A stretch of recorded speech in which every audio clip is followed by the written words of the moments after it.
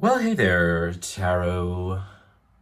I don't know what to call you. I was gonna call you Divination Divas, and then I hit record, and my brain went blank. Anyway, this should be a relatively brief video that I'm making primarily actually just because I upgraded my iPad, and I want to see how much faster it is editing video on my new iPad, because I find LumaFusion for iPad a lot faster at uploading and coding than iMovie on my Mac. So anyway, this is a deck that I remember ordering, but I ordered it so long ago, I have no memory of what it looks like. Like, none at all.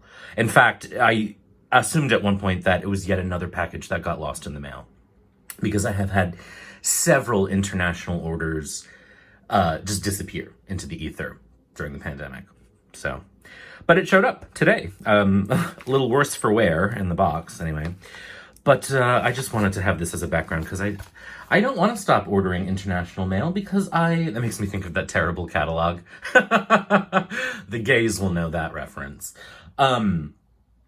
Anyway, I like to get mail from around the world, but it's like it keeps disappearing.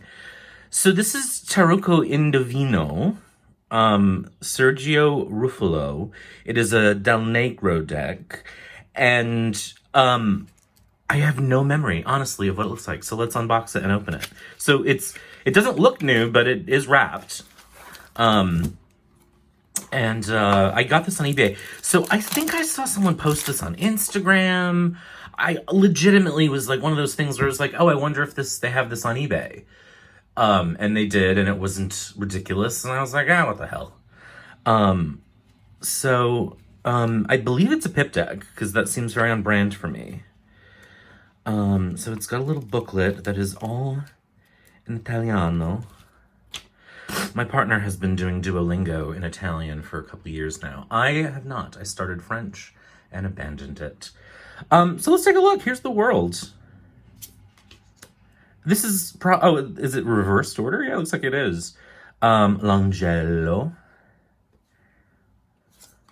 The cardstock is very thin, very, very thin.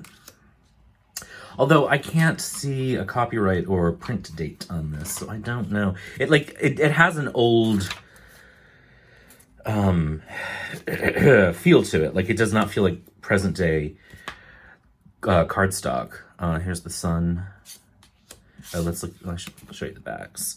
So it looks like the Zodiac killer, La Luna, La Stella.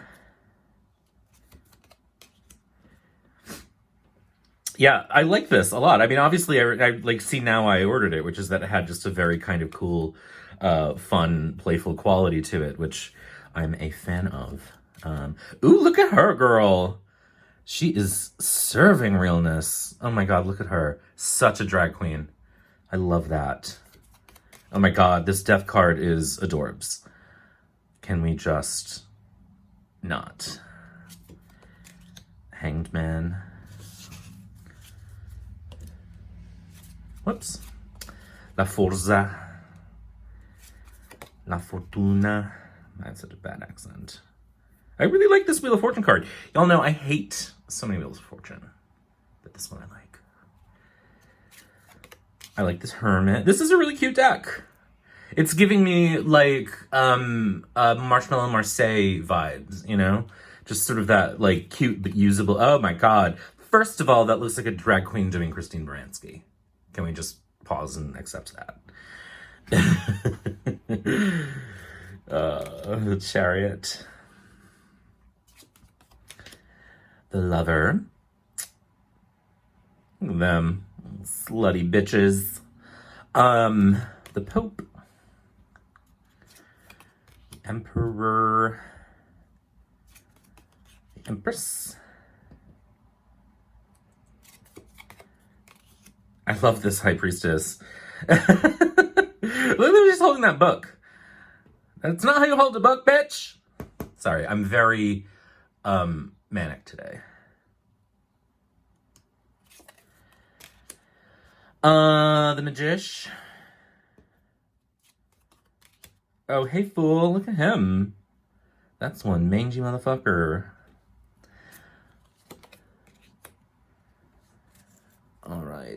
So I'm assuming this says 1.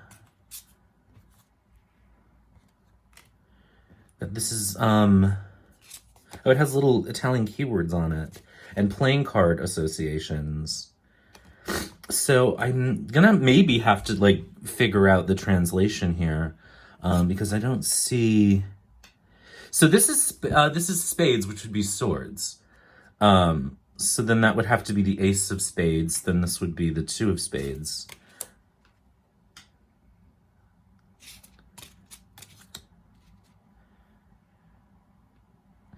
So these have a very sort of like fortune-telling quality to it. This is not a pip deck.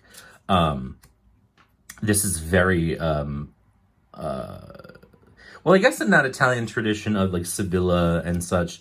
So there's a reversed and an upright meaning on them. Which I wouldn't know what they are if I spoke Spanish, but I don't. But this is super cool. Like as a fan of like the history of cartomancy, like this is really interesting to me. I may try to like, I think there are apps now where you can like take pictures of pages and you can get them translated. Oops. Oh, I have been doing this wrong the whole time, haven't I? When did I stop doing it wrong? Only recently.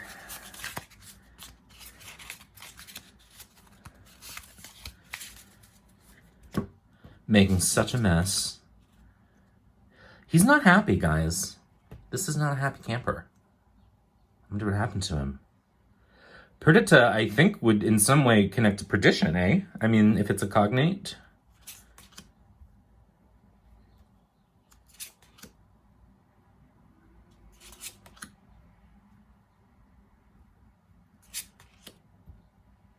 He's a happy camper. They. So now we're into hearts. Oh, this is the ace.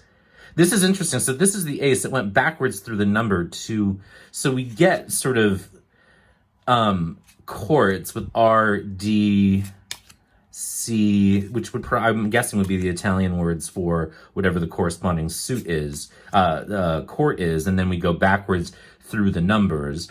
So successo, I would imagine, is success by powers of advanced deduction. Vittoria, I would imagine, is victory. So this is really interesting. I think this would be cool for someone who is a playing card reader. And I know that there are folks out there who do read playing cards.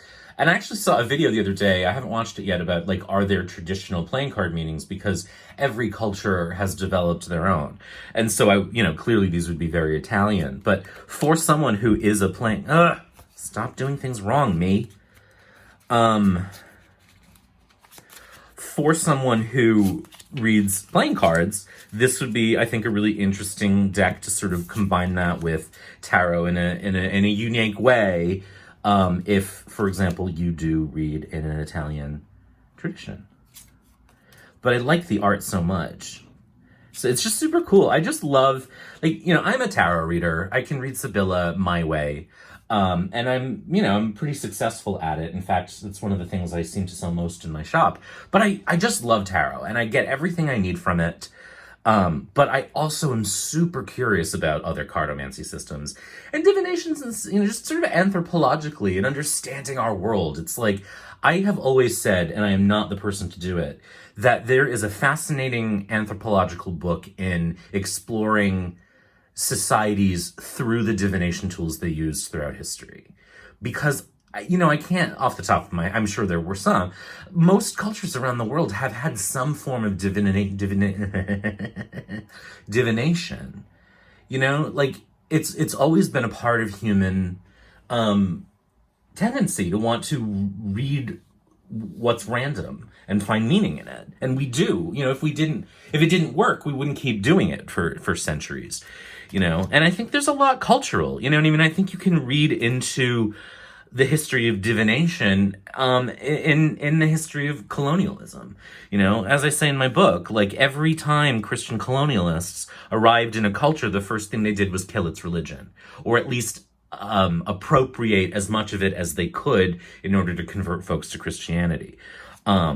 You know what I mean? And the church hates divination. And I think one of the reasons why is that divination is literally speaking to the divine, whatever that might be. And the church is an intercession. It's an intermediary. They make their money off interceding on our behalf. So, why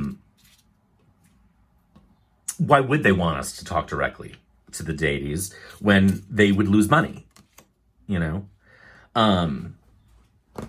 So that's my iconoclastic moment for the day. So this is not a deck I think I could actually read with, because I don't have these associations. But as a collector, and I do have a small collection of like really interesting vintage divination decks, which maybe one day I'll do a video about. It's not that many, honestly. But I think it's very cool. And I do want to see if I can get the pamphlet, the little booklet, translated, because I'd love to know what it says. And if anyone out there knows this deck and has worked with it or has translated, I'd love to hear from you. Because it's, I'm just like, as a diviner, as a tarot reader, I'm super curious about just all the divination traditions and what they tell us about the time and place that they were developed or from which they emerged. And as someone who views themselves now, I think more as a fortune teller than anything else, which is a term that is loaded, but I've kind of come to love it and reclaim it. Because to me, it's very down to earth, and it's very, let's talk about the shit we care about, which is what readings are for. People don't come for readings when things are going good.